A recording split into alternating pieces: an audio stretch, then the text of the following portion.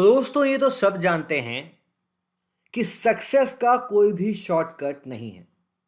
Success हासिल करनी है तो आपको मेहनत तो करनी ही होगी। खासकर जब आप लोग सिविल सर्विसेज एग्जामिनेशन की तैयारी कर रहे हैं, आपको हार्ड वर्क करना पड़ेगा, तभी आप लोग अपने गोल की तरफ पहुंच पाओगे। पर गाइस, क्या आपने कभी सोचा है कि ऐसा क्यों होता है कि कुछ ही लोग सिविल सर्विसेज एग्जामिनेशन को क्लियर कर पाते हैं? पर ऐसा नहीं होता कि सब लोग मेहनत नहीं करते। मेहनत बहुत सारे लोग करते हैं, बट उनमें से सिलेक्शन का रेशियो होता है वो बहुत कम होता है। आप लोग भी ये सवाल पूछते रहते हो कि कितने घंटे पढ़ना है, कब तक पढ़ना है, और ये स्मार्ट स्टडी कहते किसे हैं?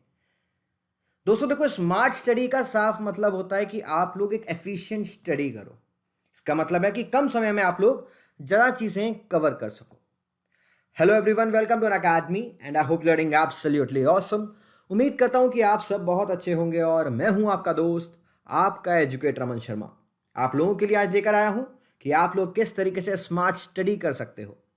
नीचे आपके लिए एक रेफरल कोड दिया हुआ है। अगर आप लोग अकेडमी प्लस की तरफ आगे बढ़ रहे हैं तो उस रेफरल कोड का इस्तेमाल करके एक्स्ट्रा डिस्काउंट लेना बिल्कुल मत भूलना।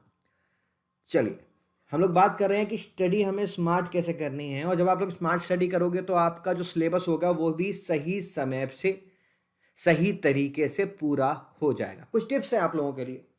सबसे पहले गाइस, आप लोगों को मल्टीपल वेज में चीज़ें याद करनी पड़ेंगी, क्योंकि आपने बचपन से सुना होगा, आपके टीचर भी कहते थे कि जब आप लोग बुक रीड कर रहे हो तो मन ही मन में या लाउडली उस चीज़ को बोलो, और साथ में अपनी पेंसिल भी आप जो शब्द पढ़ रहे हो उनके नीचे मार्क करते चले जाओ।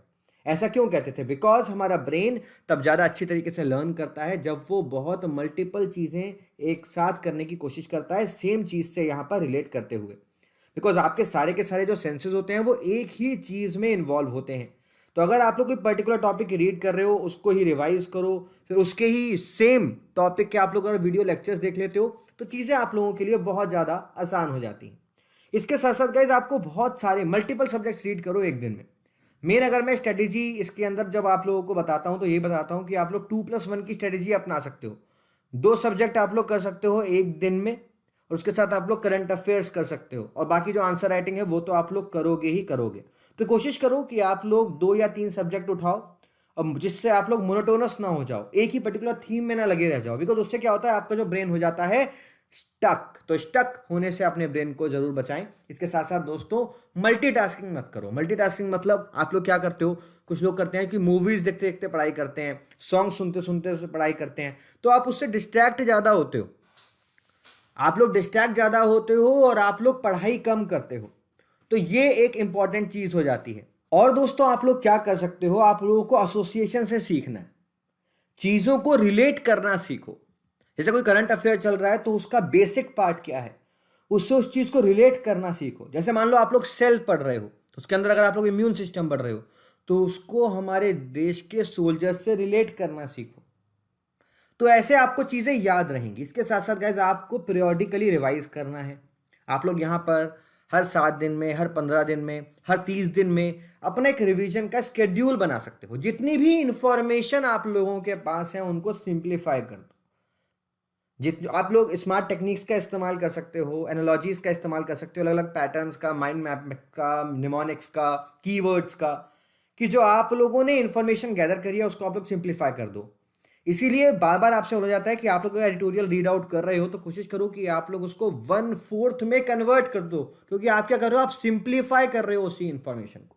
Guys, practice makes a man perfect. तो अगर आप लोग प्रैक्टिस करोगे, टेस्ट सीरीज लोगे, तो आपके लिए चीज़ें बहुत ज़्यादा मात्रा में आसान हो जाएंगी। और मैंने आपके लिए एक और वीडियो बनाई थी कि आपके लिए मॉक टेस्ट करना क्यों इंपॉर्टेंट है, बिकॉज वो आप लोगों की जो एफिशिएंसी होते हैं उसे बढ़ा देते हैं। एंड गाइस, एक और चीज़, आपको ये पता होना चाहिए कि क्या पढ़ना है, और उससे ज़्यादा ये पता होना चाहिए कि क्या नहीं पढ़ना है। आपको फिल्टर करना आना चाहिए। ऐसा नहीं होता कि आप लोग अननेसेसरी स्टफ पढ़ते चले जाओ, कि आप लोग न्यूज़पेपर पढ़ रहे हो, शुरू से आखिर तक आप लोग न्यूज़पेपर पढ़ते चले जा रहे हो। ऐसा नहीं होता। न्यूज़पेपर के अंदर जब मैंने आप लोगों को इतनी सारी सेशंस में आपको सिखाने की कोशिश की है कि न्यूज़पेपर पढ़ना कैसे है, सबसे पहले आपको सिलेबस पढ़ना है, उसको न्यूज़पेपर से रिलेट करना है। बिकॉज अगर पूरा अखबार आप लोग पढ़ने बैठोगे तो वो 2 दिन में भी पूरा नहीं होगा। तो guys, know what to filter. और अगर आप लोग पहली बार मेरी ये पर्टिकुलर सीरीज देख रहे हो तो नीचे मेरे टेलीग्राम ग्रुप का लिंक और एज वेल एज अनअकैडमी का लिंक होगा, वहां पर आप लोग मेरे न्यूज़पेपर सेशंस को भी कवर कर सकते हो। गाइस एक मेथड होता है SQ3R मेथड, उसका आप लोग इस्तेमाल कर सकते हो। सर्वे करो, क्वेश्चन करो, रीड करो, रिसाइट करो, रिव्यू करो, एक्टिवली इंफॉर्मेशन को कलेक्ट करते चलो। ऐसे ही आप लोग अपनी एनसीईआरटीज, अपनी बुक्स को सही समय से पूरा कर पाओगे।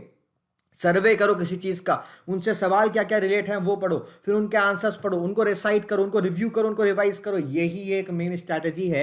एज वेल एज गाइज आप लोगों को ज्यादा से ज्यादा प्रैक्टिस करनी है आंसर राइटिंग की, क्योंकि अगर आप लोग आंसर राइटिंग की प्रैक्टिस करते हो तो चीजें आसान हो जाती है। एज वेल एज गाइज कभी भी चीजों को क्रैम मत करो, अंडरस्टैंड करने की कोशिश करो, रटो मत, समझो चीजों को।